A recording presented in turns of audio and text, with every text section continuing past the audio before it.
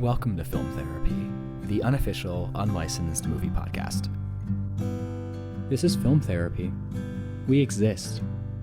We're here still. We exist on this earth, and we are here to talk about films that therapize you.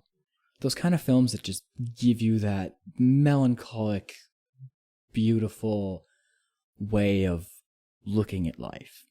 Just those kind of films that when they're finished, you just feel this sense of completion and wonder, and you're just kind of thinking about the meaning of life, but like in the best possible way. Mm-hmm. Today's film is Tenacious D in the Pick of Destiny. Yes. Doesn't it just give you such a calm feeling after watching it? Yes, it's the best. It does. It's just like something like Lost in Translation or Breakfast Club or when Marnie Garden was State. there. Garden State, yeah. Twister, where it just gives you this sense of like, damn, that's a good movie. Right. Yeah. Really tugs on your heartstrings, your heart guitar strings. Really tugs on your guitar strings. Yeah. Yes. When Marnie was there because, you know, every year they have Ghibli Fest in theaters and they play like different movies and stuff, like Studio Ghibli movies throughout the year. Mm-hmm. And so this year, since it's the 10th anniversary, they're doing one for when Marnie was there, and I really want to go see it. Ooh, yeah, that'd be great. So this was your first time seeing this film, correct? Yep. Yes. I had seen it before, probably in high school. I didn't really remember most of it. And did you know, like, there was a TV series before the movie in 99? I found that out while searching for the movie. Me too. But it makes sense because, like, parts of those clips I've seen, like, on YouTube and stuff. So that's, like, how I know about, like, the tribute song, like, and some of their other songs. But I didn't realize it was, like, a whole show. It's on Max, and so that's when I was searching for where to stream Tenacious D, The Pick of Destiny, and it came up on Max, and I was like, wait, no, this is a three episode series. What is this? And I watched it. How was it? It was great. I think I like it better than the movie. That's good, because I thought the movie was just all right. Yeah. It was more like the series was, it was really off the wall and kind of more like student filmy and just ridiculous. Mm-hmm. I feel like the movie, the whole movie was kind of like, well, so it was made 7 years after the show, so I feel like it was kind of like hey, everybody remember Tenacious D? Let's do a movie to throw it back. Mm-hmm. And then it was just kind of stupid, but still funny in its own way. But yeah, so the actual movie, Tenacious D and the Pick of Destiny. Well, let's do some, let me read you this summary from, like, their bio. Tenacious D is an American rock comedy duo featuring Jack Black and Kyle Gass. They started in LA in 1994. They were part of the Actors Gang Theater Company at the time, and their name derived from Tenacious Defense, a phrase used by NBA basketball sportscaster Marv Albert. Okay. I like the origin story of their butt marks. I don't know what Tenacious Defense has to be. No.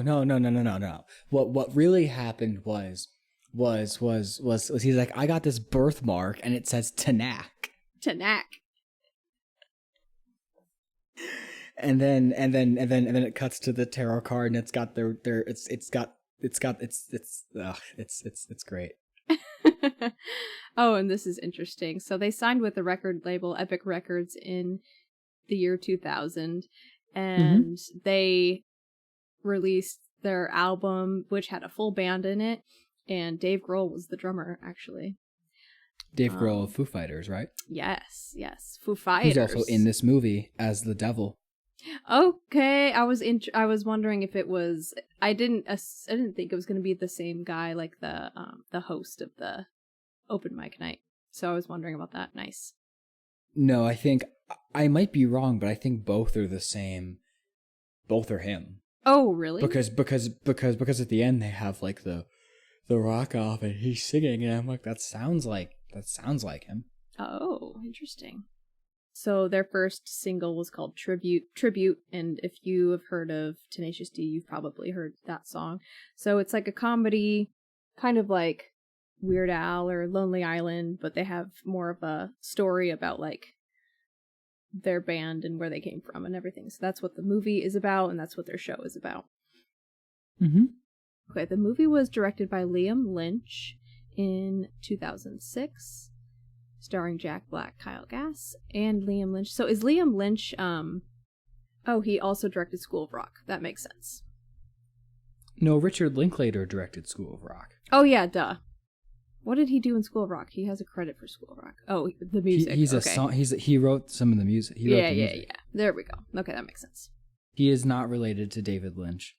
Oh man. I didn't know if he was supposed to be the baby from Eraserhead, but that's not him. Ooh, also perfect movie. If you're about to become a father, the best movie to watch is Eraserhead. Oh god. And Kramer versus Kramer. Oh god. Let's see who.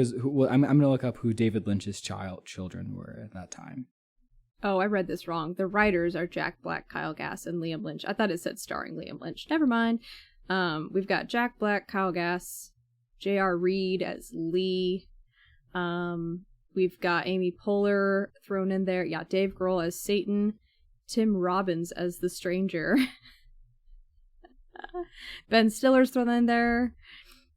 He was also producer. When that guy showed up, I'm like, is that Tim Robbins? And it was Tim Robbins, and I was hilarious. so happy that I knew that. So funny. Do you know that Tim Robbins is the Andy from Shawshank, right? Yes. And then Ben Stiller is Ben Stiller from the Ben Stiller show. From the things that Ben Stiller's in. Mm-hmm. Oh, and Fred Armisen is in it too. Okay, I thought that was him too. He plays the security guard at the Rock and Roll History Museum. So, David Lynch's children, did you find them? I'm still looking. Okay. Eraserhead was planned to be about 42 minutes long, but it ended up being 89 minutes. Its script was only 21 pages. Oh my gosh. Well, David Lynch has said that not a single reviewer of Eraserhead has understood it in the way he intended. And we still don't really know what that meaning is, right?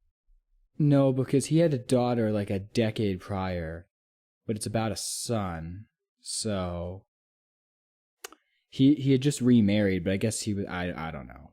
I was just hoping it'd be about Liam Lynch and we could connect it to Eraserhead.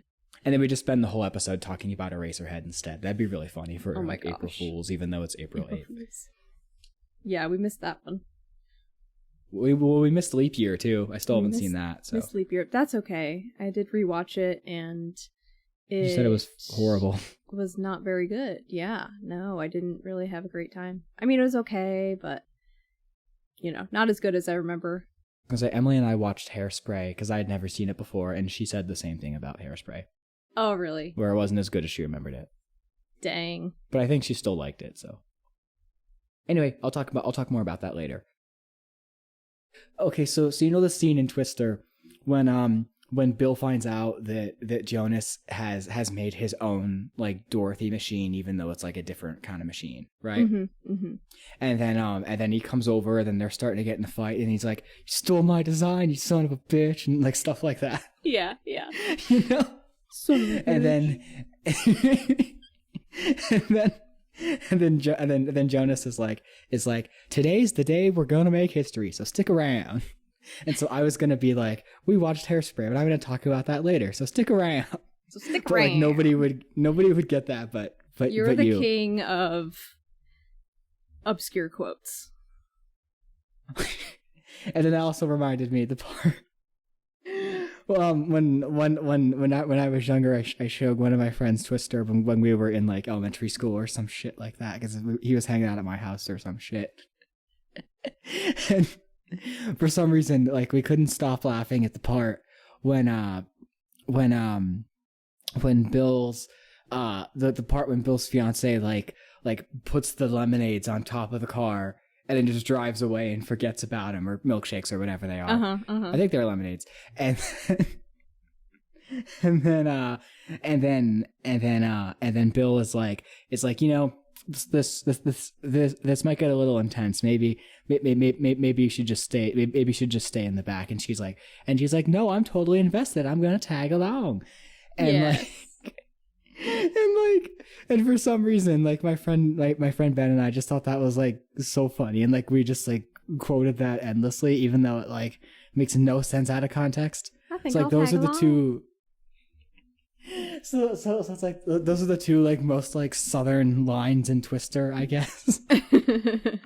But they're not even like iconic quotes. Like it's not even like when he says the extreme or something like that. Like it's just like random like bits of dialogue that I've always remembered. I know those stick out sometimes. So like my family has this one where we quote National Treasure. Is it National Treasure 1 or 2? I can't remember. Where the villain guy goes, "Oi, where are my detainees?" And we say that all the time to each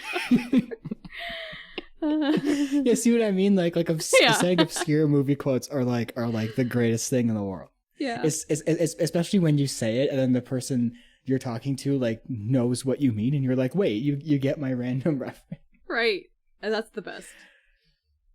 I have just, yeah, I've just been saying Dune quotes to myself like the last week, like in my head, like somehow I've gotten an amalgamation of the final part of 80s Dune and the final scene of Denise Dune Part 2, and like they keep intermixing in my head. So like it'll be a line of like Sting as Fade, like when he's like like when he's talking like and screaming that he's gonna kill Paul or whatever, and then it'll switch to like Austin Butler talking or something, or like the Emperor, like it'll switch from Albert's dad to Christopher Walken, but like it'll be like as one long like paragraph or whatever. Like, Oh wow. like That's so intricate. it's so great. That's how my brain works. I was talking to Lucy and Graham a couple weeks ago, and I just started quoting the Lynch Dune movie, and then like I think it was the scene where Paul's talking to his dad, like before they leave Kaladin, and then I was just like I could probably quote that whole movie, and then Lucy had on TikTok that she's able to literally quote the entire Pirates trilogy, and I'm like, that is amazing. Oh my gosh. Wow. So like Damn. like I guess that's what I guess that's today's topic, is just movie quotes. But anyway, yeah, so Tenacious D started with this little animation, and I'm like, what the fuck am I watching? Yeah, that was ridiculous. But as soon as it started, I'm like, I need to be like watching this with Tuin or with you or with somebody, because like watching it by myself, I don't think it had the same effect on me as it would have if I was watching it with somebody. Yeah, I think I remember watching it with all my friends, and it was just a riot, and they would do these stupid things. So definitely more fun with like people. I mean, the first act of the movie I really, really liked. Like, I loved seeing Jack Black's childhood, and like the kid they got to play young Jack Black. Like, he looked so much like Jack Black. It was so funny. I know. And then like the song started, and I'm like, oh my gosh, this is like The Wall or Tommy, but it's like funny.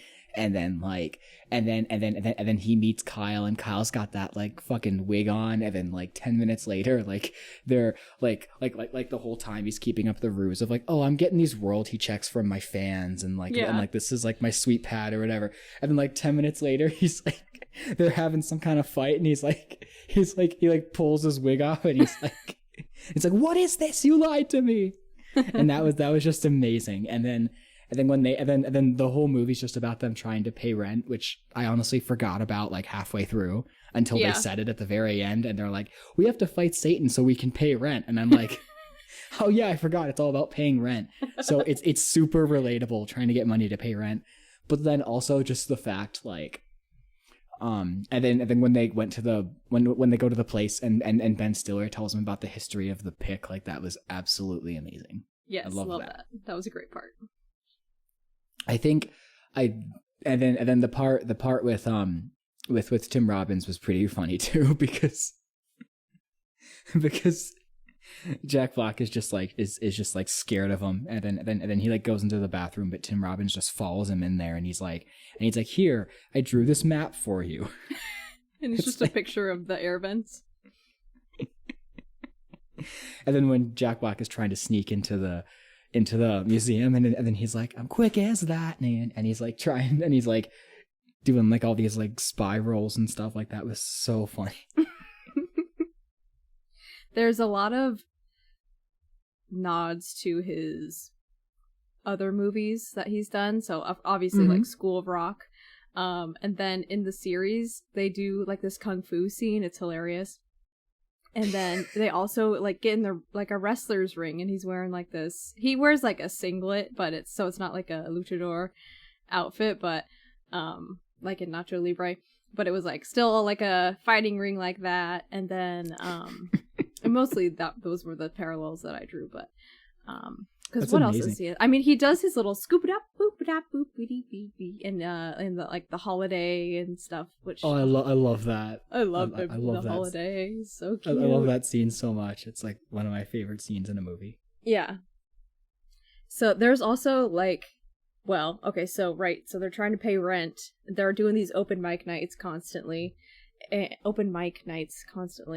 and yeah, then they learn about the pick that apparently all of these famous guitar players have used, or rock bands have used, and they go to like Guitar Center or whatever, and Ben Stiller's there, and he takes him in the back because they know about the pick of destiny, and it's all serious, and he tells them the legend about how it's part of the devil's tooth of the devil, and how to get it because it's in the Rock and Roll History Museum. Is there such thing as the Rock and Roll History Museum in Sacramento? Because I know there's like the Rock and Roll Hall of Fame in Cleveland, but let me look that up. If it's not real, I think it's supposed to be the same thing. Is the Rock and Roll History Museum from Tenacious D real? No, it is not. Okay. So yeah, I think it's just supposed to be like the Rock and Roll Hall of Fame, because at one point Kyle goes and lies to some girls that he's inducted into the Rock and Roll Hall of Fame, and that's why they're there, or the Rock and Roll History Museum. So same thing, same idea there. So then they try to steal the pick, and they're have issues along the way or whatever. And then they have to fight Satan at the end because Satan wants his tooth back. And they have a rock battle to win, and they shoot Satan's horn off, and they use that as like the new thing of destiny, and they summon Satan back to hell. So he's gone, and they have his horn now, and they are successful rock stars, I guess. Heck yeah. So did you know? Okay, I was looking at all these cast members here. Amy Adams is in there. Her character is Gorgeous Woman. I don't remember what scene she's in. I didn't either. Like, I saw her name in the credits, and I was trying to find her, but I couldn't find her. Meatloaf is in there as Bud Black. I don't know who that is. Oh, I missed him too. That's so cool though that he's in there. I know. Colin Hanks and Jason Segel are frat boys in that like sorority scene. And then John C. Reilly is Sasquatch, but he's uncredited. Like, he's not even in the credits. Oh my god, the Sasquatch scene was fucking insane. I was Yes. I was like, okay, obviously Jack Black's gonna trip on mushrooms, but just the build up to it was so funny. And then just the way the scene starts and how it cut back to him like on the tree or whatever. Like, I'm just like, what the fuck am I watching? I was just laughing at the part where they're going down the Strawberry River, and then it cuts to him and he's like in this raging rapids, just like, wee. That was so funny. I loved that. Dark in the that middle was of the night. That was amazing. That was great. I have always, my entire life, hated the terrifying thing that we know as the THX logo. But I loved how the beginning started with THC, the audience is baked. That was fucking hysterical. Oh, I didn't even realize it said THC. Then I was like, what? And I wasn't even baked. Oh, gosh. That's what they were going for. Oh, that's funny. I realized it was like the THX thing, but I didn't realize it said THC. I thought it was just like, I was like, it looks weird. I don't know. Oh my god, I hate the actual thing though. I hate that thing so much. It's fucking terrifying. I never ever want to see it again. I like all my fucking like Disney DVDs as a kid. Like if I wanted to watch like Lion King or Beauty and the Beast or something, I had to like skip it. Or Star Wars or Indiana Jones or anything. I had to master the art of going to scene selections and going to chapter 2 of whatever the movie was, and then going back to chapter 1, and that was my roundabout way of skipping it, so I wouldn't have to watch it. Oh man. Because I hate that thing. Go away and never come back. They don't do that anymore, do they? No, they don't. But then if you buy it, some movies you have no choice. Like most movies. Like if you buy like a 4K or a Blu-ray, it doesn't have it, but then some movies still do, and I'm like, what the fuck? Like just let me watch my damn movie in peace. Please, I don't need a panic attack. And then they made it worse because on the and I don't have the 4Ks yet because I don't have the 4K player, but the 4K versions look just from like the covers of them are so pretty because they're the original posters. But for my Indiana Jones Blu-rays, they have the logo in front of it because obviously it's George Lucas. But it's like they made a worse version of the logo where they made it like twice as long and like twice as like they slowed it. They played at like half speed, and it's like even scarier than like the one you saw like on VHS or whatever. Oh. So it's like this. So it's like it's like anytime I want to watch like Raiders of the Lost Ark or Temple of Doom or Last Crusade, I have to still do that with my fucking Blu-rays, and it's like, god damn it. Oh man. There's from people I've talked to, either kids who grew up with it either were scared shitless by it or totally vibed with it. I've had friends that have told me both. So do you have any childhood memories of it? Of the logo or anything? Vibed. You vibed. Okay. Vibed. I wish I vibed. Yeah. Well, the other day, Noah and I started watching a movie, and he skipped through the 20th century whatever thing, and I was singing along to it, and then he skips, and I was just like, oh, how dare you. yeah, don't skip through that one. Like that's like one of the best movie logos of all time. I was like, bro, 20th Century Fox or whatever. Yeah, 21st century. 21st century. 22nd century, man. Yeah. Also, every time you watch I've been saying that Disney Plus needs to implement this, but every time you watch a DCOM on the Plus, they should start it off with the Let's Watch a Disney Channel movie song. Oh my gosh, yes. And since they don't do that, whenever Toon and I watch a Disney Channel movie, we'll go to YouTube and watch the Let's Watch a Disney Channel movie. Like, we'll watch the whole song, and then we'll go, like, we'll sync it up to watch it together, and then we'll sync up the movie itself. That's awesome. Like, every time, like, we have to do it. Like, if we forget it, we're like, oh shit, we gotta go back and do that again. I'm definitely gonna do that now. like if it's one you've seen or one you haven't seen, like just do that every single time. It doesn't matter what era the Disney Channel movie is from, like even if it's a new one or a super old one where they don't even use that song, you have to watch that song for any movie that you watch. Yes. It is required. Fuck it. You honestly, watching that before movies like Little Vampire or Big Fat Liar, I would also recommend, because that's where I saw a lot of those movies. Max Keeble would be another one, because for the longest time I didn't know that was a Disney movie proper. I thought it was a Disney Channel movie because they played it on Disney Channel all the time. Oh, right. So that one I always thought was a Disney Channel movie. So like even like in examples like that, I would say, you know, you got to watch that before you watch the movie. Yeah, I would agree. Or like even Freaky Friday, maybe. Yeah. So that played on Disney, didn't it? I'm sure it did. Did it? Maybe not, because it's PG. No. I mean, it's a Disney movie and it's PG, so I'm sure it played on Disney. If it didn't play on Disney Channel, then it played on ABC Family. Yeah.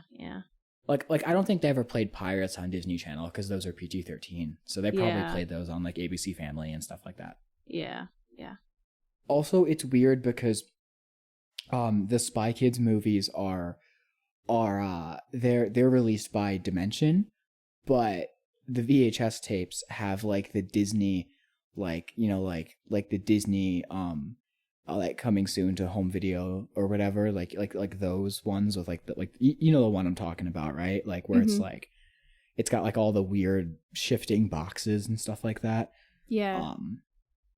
Like it's like coming soon to own on video and DVD, and it's from like the early 2000s. So my Spy Kids tapes had those too. So like when I was a kid, I'm like, but they don't have the Disney logo at the beginning, but they kind of are like Disney movies. So like those even feel like adjacent to Disney, even though they're not Disney movies technically. Yeah, I could see that. Speaking of Disney movies, though, another thing, they at least did this for the first two, where they put the first two Harry Potters on Disney Channel during like Halloween and stuff. So I remember watching Harry Potter on Disney Channel, but I remember that feeling super weird because I'm like, this is not a Disney thing. Like I knew it wasn't a Disney thing. Right. So like somehow as a kid, I think because the opening Warner Brothers, like with the theme and everything, is so iconic that I'm like, wait, like I think it's the only like the only Warner Brothers movies to air on Disney Channel, or at least that I remember. Like I don't ever remember them playing like Willy Wonka on Disney Channel or some shit like that. So anyway, Tenacious D. I don't know. and then do you remember that though, like Harry Potter on Disney Channel? Yeah, I do. And then they also did Home Alone, but they did Home Alone on ABC Family. So that's where I remember watching those for the first time. I did not watch those until I was an adult. I think I watched. Okay, sorry. I just went on a rabbit chase or a goose chase. Whatever. Okay. So I was looking up still the cast of Tenacious D, and Paul F. Tompkins is the open mic announcer. So not Dave Grohl. Dave Grohl is when he turns into Satan, and then Paul F. Tompkins is the announcer. So he is like who's he? He's friends with Rick Roman, Jay Johnston, Adam McKay, comedy guy. So, and then I was like, Paul F. Tompkins, that's a name that sounds familiar. And I was like, wait, is he the guy who wrote Fear and Loathing in Las Vegas? And so then I was just like looking around that. I'm like, no, that's Hunter S. Thompson. So, they're not related there. Completely different. I don't know why that popped into my head. But yeah, this, Paul Tompkins he does like all comedy stuff. Is he in like Ricky Bobby or something? Because I feel like I've seen him in other movies. I think he's in Anchorman. Okay, I have not seen that yet. Oh, okay. There's a lot of like American Dad, voice acting stuff. He does a lot of voice acting. let's see, Brooklyn Nine-Nine. Lots of like sketch comedy, Key and Peele. Okay. He's in There Will Be Blood. What? Oh, so he's in the worst movie of all time.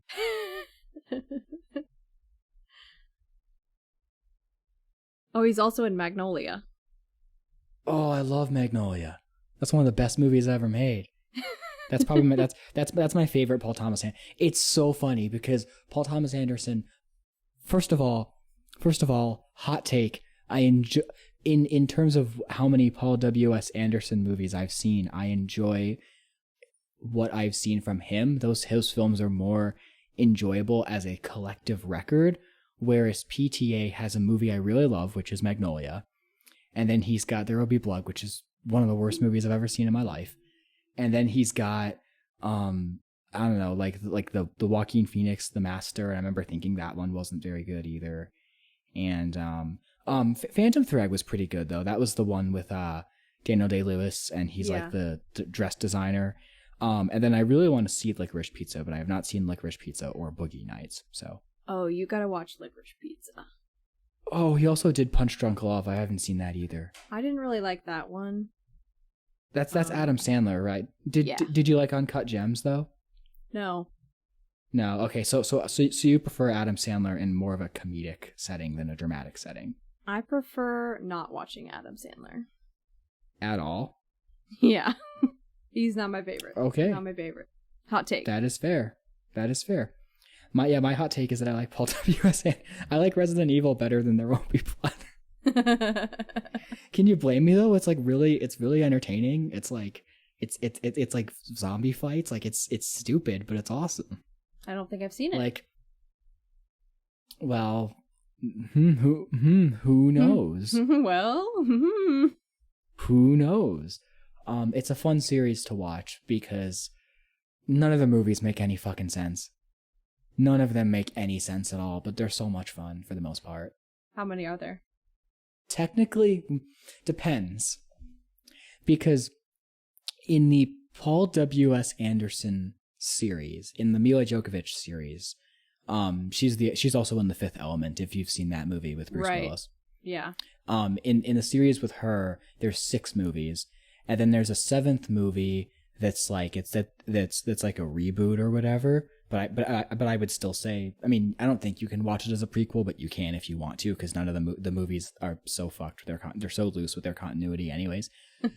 And then there's another movie Paul W.S. Anderson did based on a video game called Monster Hunter with Mila Djokovic, and I have not seen that yet, but I want to watch it as if it's a Resident Evil movie because I feel like it would fit right in with that. If you just watch it, you could it probably would just fit in naturally.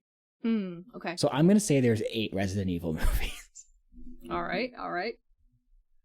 Even though there's only 6 in the official series, plus the new one, and then there's a bunch of like CG animated ones, but I'm not gonna count those because those are like in canon with the games and not the movies. And people fans of the games have this big debate where they're like, oh, the games are so good and the movies are like really bad, and I'm like, I don't know, I'm just sitting here enjoying the movies. I've never played the games in my life. Okay. Yeah, I've never played the games either. Great, you're in my boat. You can just enjoy the movies. Yeah. They're a lot of fun. Let's see. Connecting it back to Harry Potter, Jason Isaacs is in at least the first one. I don't know if he's in any of the other ones, but he's at least in the first one. I love him. And he's Lucius Malfoy, among many other roles. Lucius. Got that long flowing hair. He's but Jacob's I love him, father. Like I love him when he has his natural dark hair because his blue eyes are just so amazing. What else is Jason Isaacs even in? Look, that's I know I've seen. Oh yeah, okay. Is he? He's so good in that. Hang on, I think. Oh yeah, I've definitely seen The Patriot.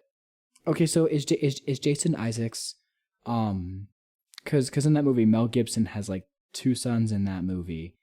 Is Jason Isaacs like the bad guy in that movie? Yeah. Okay. I think so. Pretty sure. Okay, because the part of the movie I remember is the very end. Oh yeah, he's also in Elektra and Peter Pan, 2003 Peter Pan, which is the best Peter Pan. Fight me. Oh, yeah. He's in this movie called A Cure for Wellness with Dane DeHaan. He also plays the bad, and Mia Goth. He also plays the bad guy in that. He's great in that. Oh my gosh, yeah, he's so cute in Mrs. Harris Goes to Paris. Yeah, he's also in that. Apparently, he's also in Cars 2. Huh. He's in Armageddon. He's in Event Horizon, Black Hawk Down, Grindhouse, Green Zone, Dragonheart. He's in a lot of movies. He's in Scooby Doo, The Sword and the Scoob, which I have not seen. Although I think I have seen Scooby Doo and the Samurai Sword. Let me double check. Not to be confused. Yeah, I have seen. So I've seen Scooby Doo and the Samurai Sword, which does not have Jason Isaacs, but I have not seen Scooby Doo, The Sword and the Scoob, which does have Jason Isaacs. Okay. Are you confused yet? Yeah. It's like there's a new movie coming out called Civil War, and I'm like, and I'm just sitting here like, I mean, first of all, is it based on the actual Civil War?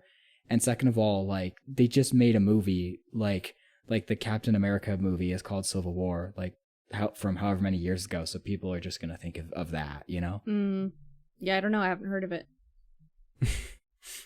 It is directed by Alex Garland, who also directed Ex Machina and Annihilation, and then this movie called Men. Oh, yes. With Nick Offerman and Kirsten Dunst. Interesting. And Stephen McKinley Henderson from Dune. Oh, snap. There he is. Wow, cool. When's that come out? Soon. Sometime. Sometime soon. Out. It's oh, no. It's okay. Well, it already has an IMDb rating, so I don't know if that's... It has... Oh, release is April 12th. There you go. Yep, there we go. Okay, a journey across dystopian future America following a team of military embedded journalists as they oh god, that sounds boring. I know. Dang it. Well, to be fair, I've had other movies sound boring, and then when I watch them, I'm like, oh, that wasn't boring at all. Yeah. But the reverse has also been true. Yes. You think a movie's going to be really interesting, but it's just really boring. So, okay, Tenacious D. I knew the devil was going to come back, but, like, the fact that it turned out to be the Anchorman guy, like I'm just like, what? Like, that's... I know, and then the fact that the fact that it just ended in a big rock battle, I'm like, that's great. It was great. I also, after finishing that, looked up just like Tenacious D on IMDb, and like they have this little animated miniseries out, and I watched the first episode on YouTube. It's absolutely terrible. It's just like not even animated. It's just like someone drew on Microsoft Paint, and then they did like voices over different pictures of them like doing different things, and like there's no, like, the sound effects are awful, and the first one, it's called Post-Apocalyptica, I think, and it's about like a bomb that goes off and they have to survive the apocalypse, and they find a two-headed dog, and that's all I watched. That's the first episode. So it's ridiculous. Did you know they're on tour? Yeah, I was gonna say, have you heard Tenacious D's latest single? It is a cover of "Baby One More Time," and it is amazing. Yes, it is amazing. I love it. Go listen to that song go listen to that version of that song if you haven't. It's fantastic. I keep saying I want to watch Kung Fu Panda 4. I still haven't seen Kung Fu Panda 3. I don't think I have either. See, so a fun fact for you: I saw Kung Fu Panda 2 in theaters. And the way that movie ended, I'm like, oh crap, now I gotta wait for Kung Fu Panda 3, because it ends like on like it teases what the third movie is gonna be about. Mm-hmm. And then 5 years later, the third movie finally comes out. I didn't see it. And now, 8 years later, they're making the fourth movie. I still have not seen part 3. So for 13 years ago, I was like, oh my gosh, Kung Fu Panda 2 ended like spoilers, you see his dad, and it's like, wait, that's his real dad, and like, oh, I'm invested, like, let's go into part 3, and then I still haven't watched part 3 or 4. Yeah, it happens. They were on tour. I think they came to Charlotte last year and they played in Charlotte. And I heard it was good. Would you go see them? I think they played at the big amphitheater, and I don't really enjoy going to the big amphitheater, but if they played in like my venue, my inside venue, then heck yeah. But that would be amazing if you were like if you were just like working one day and then you're just like, wait, it's Tenacious D. Yes. Because I fangirl way harder on like actors than I do musicians. Mm-hmm. I guess because musicians, like, I don't know, it's interesting because you hear musicians perform, and that's what you listen to, like, as you get to know them. And then, like, when they talk on stage and stuff, I really like that when you kind of get to know them. But then it's like, I see them backstage and I'm just like, oh, yep, there they are. You know, I don't like, even if they're, you know, so good. But then for actors, like, they don't portray their real selves at all. They play characters, but maybe that's why, because I want to know, like, what they are like in real life or something. I don't know why. I guess I'm just super more into movies and TV, and since you see their faces all the time, maybe that makes it more like, oh my gosh, it's that guy from The Thing. That makes me, like, fangirl harder. I don't know. That's very fair. Because we've had like, so Renee Rapp came to our venue last year. I don't know who that is. Oh, she plays Regina George in the new Mean Girls. Oh, okay. And she was on Broadway as Regina George, and she was from around here. So like, her whole family came, and I got to meet her dad, and their whole family sat in our section and everything. And so, like, I fangirled hard over that because she's been in some other TV shows and stuff too. And then, oh my gosh, the biggest one though was stupid. What's his actual name? He's Ricky from High School Musical, the series. Joshua Bassett. He and I made eye contact backstage, and I was like, oh. Oh, it was great. Oh, snap. Did you know they have a cover of Time Warp? No. I'm going to listen to that, though, when we're done with this. I mean, it kind of ties in because Meatloaf is in the movie. Yeah. In both movies. I mean, the Tenacious D. Wait, so who was he in the Tenacious D movie again? His character name was Bud Black, I think. I don't remember who that was. Me either. So there's other characters' names: Betty Black, Billy Black, Bud Black. Yeah. Oh, wait a minute. That means he was Jack Black's dad in the beginning.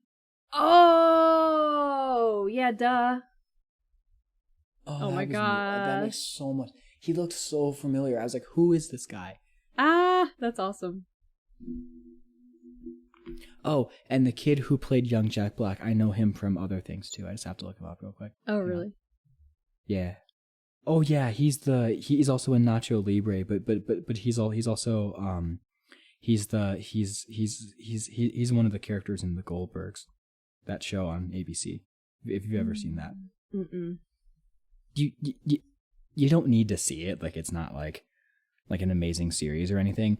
But I've just seen him in that because he's like one of the main characters in that show. Oh, okay. When I started to watch the series on Max, it was like also made by Bob Odenkirk and David Cross, and they also have a little like sketch show like that called Mr. Oh shit! What's it called? Damn it! Bob Odenkirk, who co-created Jimmy Neutron. Really? Oh, no, I'm an idiot. That's Steve Odenkirk. Bob Odenkirk is the dad from Little Women. Correct. Yeah, Bob Odenkirk is Better Call Saul, that guy. All right, okay, so they have a show called Mr. Show. Have you seen Breaking Bad? No. No, you haven't. Oh my gosh. So good. Yep, their little sketch comedy show is called Mr. Show with Bob and David. So I kind of wanted to watch that. They had that on Max as well. And then I kind of wanted to made me want to watch Flight of the Conchords again, because that's very, like, Tenacious D-esque. Have you ever seen that? No, what is that about? It's another, like, musical duo. There's a bunch of movies listed, Flight of the Conchords, so maybe it's like a series, because there's at least 4 of them that I found. Yeah, they have a series, and then they were popular on... Well, when I first saw them, I saw, like, clips on YouTube and stuff. They also go on tour and do shows and things like that. Okay. Aren't they, I think they're English. Oh, sorry, Australia? Sorry, New Zealand. They're New Zealandish. One of them is in Lord of the Rings, and then the other one is the one who sings "Goodbye Moon Man" from Rick and Morty. Yes, that is correct. That's who they are. I would recommend watching the series on Max. It's just like, well, for Tenacious D, it was 3 like 20-minute episodes. I think it was technically like 2 episodes in one, because they would do like a title card, separating like 2 different episodes in one complete episode on HBO. So it'd be like Tenacious D in title episode, and they would have 2 of those per episode. So I think it's technically 6 episodes, but yeah, it's really quick. I just watched it all right before I watched the movie, and I thought it was funny. So I recommend that. Heck yeah. Do it. Just do it. Would you ever do an open mic night? Depends. I don't know. I mean, would I ever like do like karaoke or something? Yeah, I think so. Really? Yeah, maybe. Oh. But I'd have to have at least some people I know there, I guess. Oh, yeah. Would you like ever read part of something that you wrote or something at an open mic night? Maybe. I don't know. I'd have to find a passage that's worth that like I could read out of context, and not just be like, this person said this person said that. You know, I need to get my draft finished. Oh, God. Oh, no. Stress. Sorry. No, it's fine. I just have forgotten about it for a week because I've been busy with life shit and watching anime, and I want to keep watching anime, and I want to fucking finish my draft. Oh, I wanted to mention, going back to the movie, how they meet Lee, their friend. They have their pizza friend? Yeah. They have a different way that they meet him in the series, which I thought was interesting, and I don't really know which came first, or maybe they kind of overlap in some ways, but like in the series, Lee is like their first crazy #1 fan, and then they decide to creep out Lee as much as Lee is creeping out them, so they like harass him and stalk him and break into his house, and they're like, "Wait, Lee, we just love you so much." And then Lee was like, he was scared at first, but then he was like, "Wait, no, this is like the best thing that's ever happened." And then they all did a song together, and that was Lee. So then when he showed up in the movie as their pizza guy, because first he saw Kyle playing on the street and recognized them. So I don't really know how that could. I was trying to like line up the 2 storylines, because in the series they play the tribute song to the best song in the world, which is what they played in the movie. So that was definitely after that. But then, I just don't know about the Lee thing. So if anyone knows how it's actually connected, please let me know. I don't know. Or are you telling like the people that made it? Anyone. Yeah. Oh, that's another thing I really loved was that their friend who delivers pizzas. They're like, "We need your car because we're going to like this big like they said they're going to like a meeting or a concert or something, and then but then they're actually just like going to get the pick which was just so funny. And then and then the car just gets destroyed because they're being chased by the cops because their taillight's out. And then and he's like, "Okay, Kyle, just stop.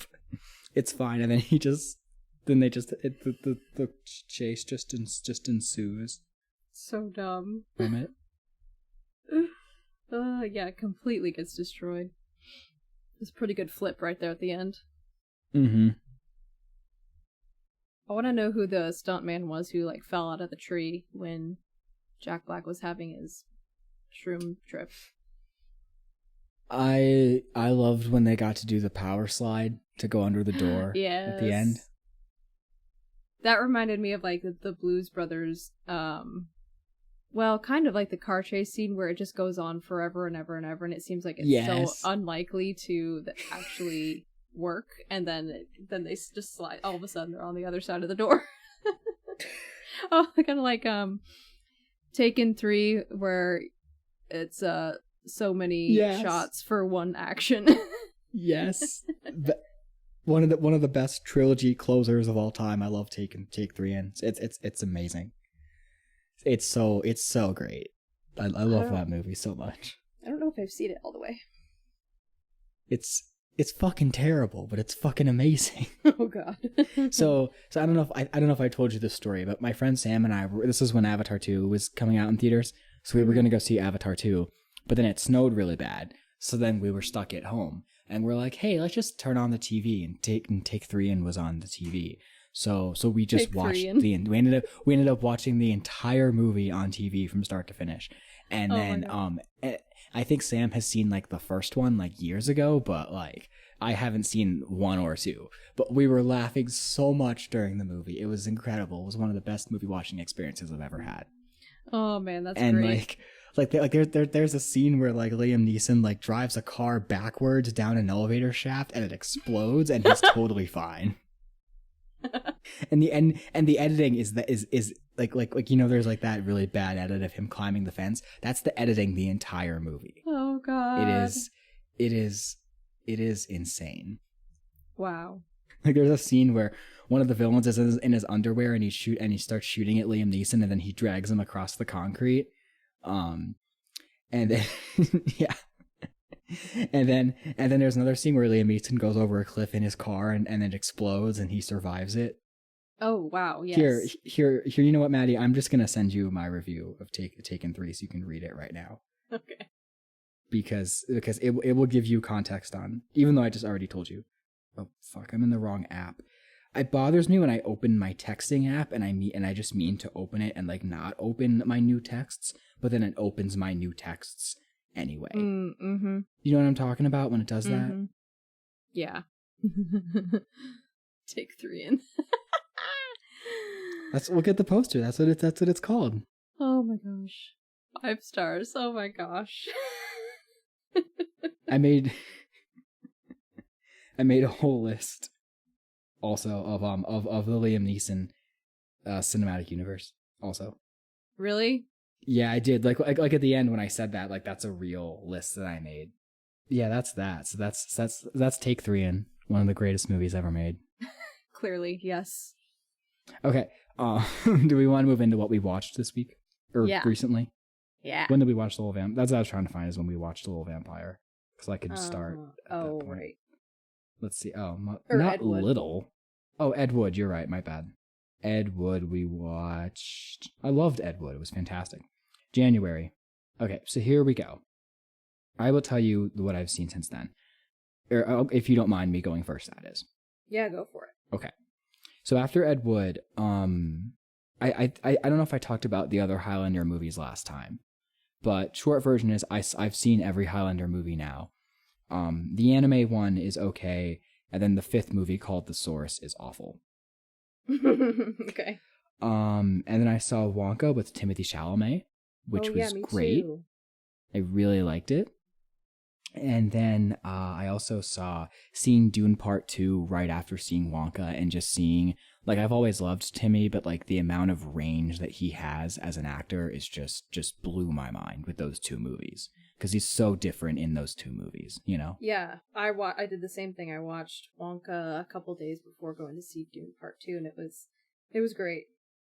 It's amazing. And I do want to talk more about Dune, but I also they leaked the Sandy Cheeks movie that got leaked, so I've seen it. And I'm sorry, what? It is terrible. Oh no. It is very offensive. It is awful. Oh no. It got the whole movie got leaked early, so you could watch it online. So I've seen it before. They were supposed to release it and then they didn't. Just on principle, it's really bad, but just as a movie itself, it's also bad. Like Tuna and I started watching it and we didn't finish it. And then last time with Ed Wood, I mentioned I had not seen Dracula, but now I have watched Dracula with Bela Lugosi. And while I think the film itself is fine, I think his performance is absolutely incredible. Like it's one of the all-time great performances. Bela Lugosi as Dracula. Yes. And then I also saw Critters 3, which is one of Leonardo DiCaprio's first films. Really? And that was pretty fun. And it ends with one of the most batshit sequel teases I've ever seen. But unfortunately, Leo is not in part 4. Oh, man. I have not seen Critters 2, by the way. I've seen Critters 1 and Critters 3. Oh my god. And Critters 3, spoilers, ends with one of the side characters who he's like the only character to be in all 4 movies, but at the end of the movie he gets a transmission from space and he's like, well, I've got to go to space to fight these little aliens. Oh. And that's how it ends. And the rest of the movie is like this movie about like Leonardo DiCaprio's in it and shit. Well, anyway, it does, who cares? So Critters 3 is a fine movie. And then I finally saw Pearl, the Mia Goth X prequel, and also stars Superman, David Cornsweet. And that was a great movie. I loved that. I still need to see that. Yeah. It's great. I liked it better than X, honestly. Oh, really? And to be clear, I really liked X, but Pearl is like, I think just at another level, just with its aesthetic choices and with Mia Goth is great in X, like she's fantastic, but like in Pearl, she's like so, like she's just as great, if not better. Okay. And David Cornsweet's in it, so there's also that. And then I watched, I also watched Good Burger 2, which unfortunately I did not care for. Oh man. It was just mostly dull and boring. I didn't really like it that much. But the first movie is still a lot of fun. Oh yeah. And then I saw Dune, the David Lynch movie, which was amazing to see that in theaters. I saw Fern Gully, which I'd never seen before, which has Tim Curry in it. I don't know if you knew that. It was fine. It was good. But Tim Curry has a song in it, and that's the best part of the movie. Oh, yes. And then I had actually, fun fact, I had never seen The Princess Diaries. So I watched The Princess Diaries. You had never seen that? The first one. No. What? Not in full. Oh my I'd always goodness. seen clips of it on TV and stuff, but I'd never seen the full movie. And I liked it a lot. Classic. It's classic. And then I also saw Bottoms, the movie that came out last year, and I thought that was pretty good. I think that's on my list. It's pretty good, yeah. It's kind of like Fight Club, but oh really? Yeah.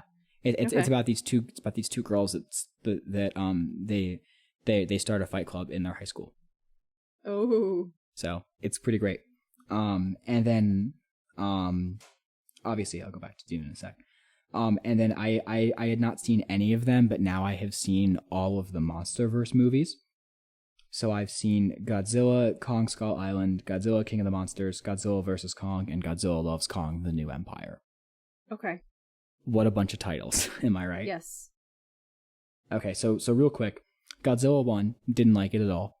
Of the new series, not the 50s Godzilla, like the 2014 movie. And then Kong Skull Island was a lot of fun. Godzilla 2 was also pretty dull, didn't like it that much. Godzilla vs. Kong was pretty good, and then Godzilla Loves Kong was also a lot of fun. So okay. That one's my second favorite of the 5. The new one is. The new one, all right. The new one, yeah. And then I also saw Hairspray, like I said. Wasn't the biggest fan of it, but there were things about it I really liked. Like the best scene in the movie is the dance with Christopher Walken and John Travolta. That is peak cinema. So good. that scene is that is one of the greatest scenes I've ever seen in a movie. Like that's amazing. And then I watched well, I didn't finish it, but I started watching The Power of the Dog with Benedict Cumberbatch, and I didn't like it at all. It felt like a sequel to There Will Be Blood, where I'm like, oh god, this is going to be the exact same thing. And yeah, I guess that's it. Other than Dune, which obviously I'm saving for last because it's Dune Part 2. It's probably the most anticipated movie I've ever had in my life since Dune Part 1. Yeah. But I'm gonna wait because I know you've also seen it and have thoughts. So thank you for listening to my TED Talk on what I've watched. Oh yes. Maddie, what did you watch? I've been in a slump. So except for Ricky Stenicki, I really liked Ricky Stenicki. It's the new Zac Efron and John Cena movie. It was really funny. It reminded me of like a good classic comedy. It wasn't so like raunchy and stupid. It was actually kind of genuine, and I really liked it. Saw Wonka. I thought it was okay. Okay. Good enough. We really liked like Act 1 and then kind of fell off from there. Like,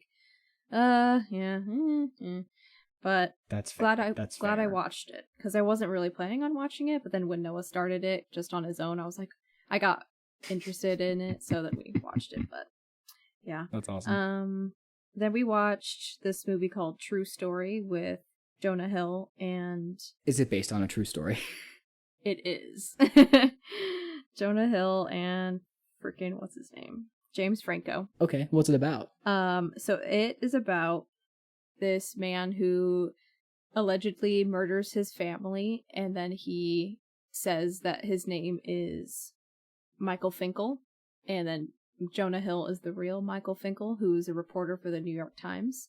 So James Franco has like read all of Michael Finkel's articles, and he looks up to him and everything. So when he was asked like who he was, he would go by Michael Finkel as an alias until he got captured. And then Michael Finkel interviews him to get like the real story about what happened to his family. But for some reason they montage through the whole time where he's actually telling him the story, and then we don't really find out what happens until the actual trial. So it was kind of interesting. It was good enough, not like super compelling, but the way you described it sounds really compelling though. Like this guy that like kills his family and takes on the identity of another person, and then that person meets him. Like that sounds really interesting. It was pretty good. My legs sitting on the floor. I had to move my computer upstairs. Oh, so fun.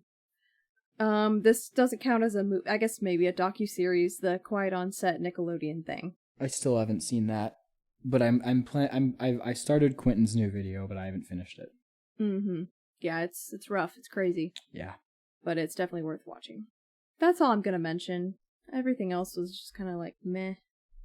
Except for Dune. Yeah, I saw Dune in theaters, and that was great. Yeah, what did you think? How did it compare to Part 1 for you? What are your thoughts in general? I think I might like it a little more than Part 1. I know, like, Emily and I were talking about why, and I think it's because of the relationship between Zendaya and Timothy. It kind of compels me, gets me more into the story than just like, oh, we're in a crazy space world with all these planets and crazy war stuff going on. But this one, it kind of grounded itself with that relationship, and it was more relatable, and it still revolved around like the politics of interplanetary systems and the spice and everything like that. So I liked it a lot. Yeah, I did too. It was very, very good.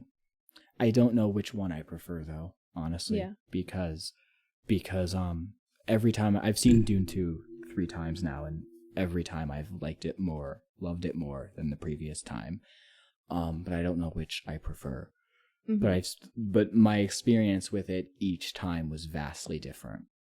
This is the first time I saw it in IMAX, by myself, and I was just taking it all in, and the movie does not end on a triumphant note, and so I was really taken aback by that and had to process that. And then the second time I saw it with Emily, I was more in the, okay, I'm ready for this ending reaction, where she was more like my first time, where she was like, wait, that's how it ends? And I'm like, yeah, that's how it ends. And then the third time I saw it was with Tuin. We decided, right when, spoilers, I guess, right when Paul is about to ride the sandworm for the first time, we decided just, because we were at a pretty mostly empty theater except for some annoying people, so we're just like, fuck it, we're gonna go sit in the front row. So we sat in the front row, and I was just like I don't like doing that for most movies, but for the theater we were in, like the screen was the perfect size and we had the whole row to ourselves, so we got to sit in the middle of the front row. And like it was so immersive, and so just like I just got so enraptured in the movie, and then I'm like, oh yeah, this movie's amazing. Oh, that's cool. Yeah, no, that was my favorite part by far. It was so magical and awesome. Like, yeah, that's a great idea to go sit in the front row and just be like, whoa. Yeah, and then we just ended up sitting in the front for the rest of the movie. Oh my gosh, really? Just because we didn't want to move. Yeah, it was amazing. And then by the time it ended, I'm like, oh my gosh, there's a couple things in the movie that I wish were different. Like, they filmed scenes with Stephen McKinley Henderson, Thufir Hawat, and then they took those out, and that really bums me out because his scenes in part 2 would be great, I think. And Denis Villeneuve is very much against releasing deleted scenes, and so I'm just hoping that those scenes get at least put on the Blu-ray as like extras and stuff. Yeah. Because if in the extended cut of the 80s movie and in the book, spoilers for just the first Dune book, by the way, in general, and the David Lynch movie and part 2, whatever, any version.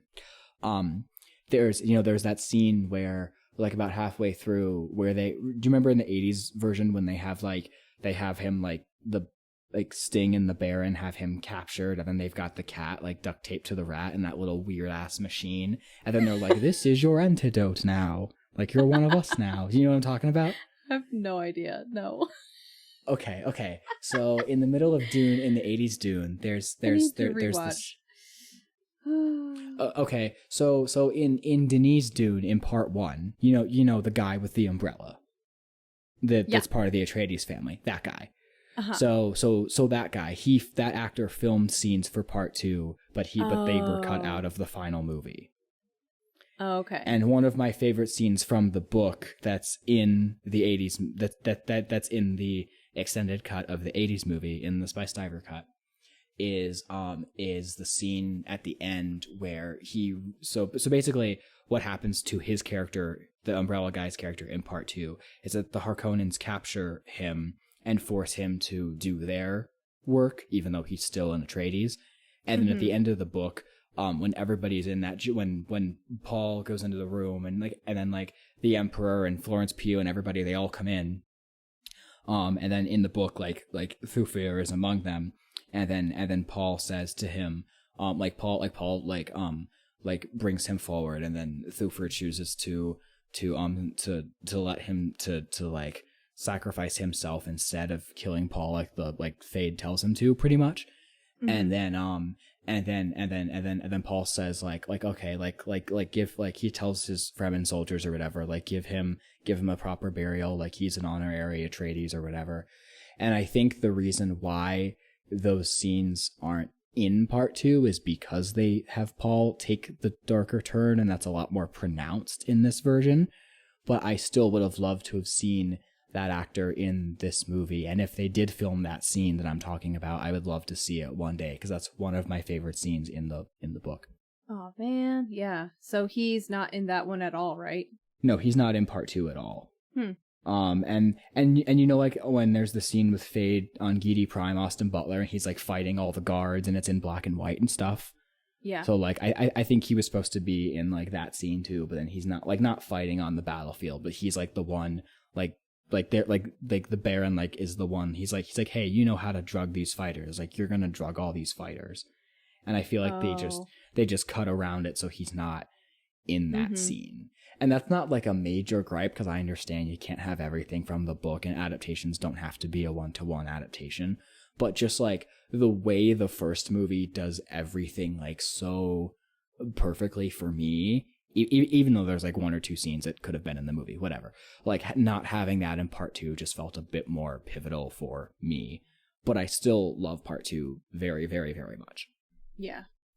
And the movie's still fun. Like, I'm still just as enraptured without that scene. But the fact that that scene is only in the extended cut of the 80s movie, the one that I prefer, not the TV cut, the fan edit cut, and then now it's not in part 2, I'm just like, why can't, like, one of my favorite scenes from the book just get a break? Like, why is it, like, technically not in any of the movies?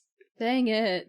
But I'll find the scene from the 80s one, and I will send it to you so you can, because maybe then it'll refresh your mind. Yeah. Or here, I guess I'll send you the cat scene too. Yeah, I want to know what the cat duct tape. I cannot remember that movie at all. It's such a blur. And I asked Noah if he wanted to watch it before we saw part 2, and he's like, no, I think I'm good. Okay, well, if you want to watch it again, I am working on my own edit of it. Oh my god, which is cat just gonna milking scene. Okay, great. Yeah. That's not the second video. That's the scene I wish was at the end of the movie. But the cat milking scene is actually in the movie, in the theatrical cut of Dune 84. Okay, so the second one it's not in the actual movie. It's not in the theatrical cut, no. The theatrical cut. Okay, interesting. Yeah. So obviously, that's like what happens to him is that the Harkonnens like capture him and make them do their dirty work. And then those scenes were filmed for part 2. And I assume the other clip I sent you was also filmed. And I just wish it was in the movie because I'm kind of pissed that this scene got taken out of both movies, technically. Yeah, that's crazy. How do you know that they were filmed? Because he was in the cast list for most of the production. And at the end of the movie, there's like special thanks. And like there was an interview with the actor. Oh, okay. Dang, that sucks. So you didn't get the popcorn cup when you went, did you? No. Why? I did get what the poster happened? Though. There wasn't any. Oh yeah, you got the poster. That's sick. Is it hung up yet, or are you still waiting for a frame? Oh, both. Sick. So, what should we watch next week? Okay. Well, I've got a few ideas. It depends. Although I will say, if we did Divergent or Hunger Games, but especially Divergent, we would have to have Emily on that because one of the main reasons being that was my first date with her was watching Divergent. So. Oh yeah, that would be fun. I would love to watch those. And also, though, those ones are also not finished, so they didn't finish. They didn't make the last one. Whenever I hear the word Allegiant, that's the one, right? Yeah, Allegiant is the last movie. Yeah. The third movie. I always like give a little. Oh.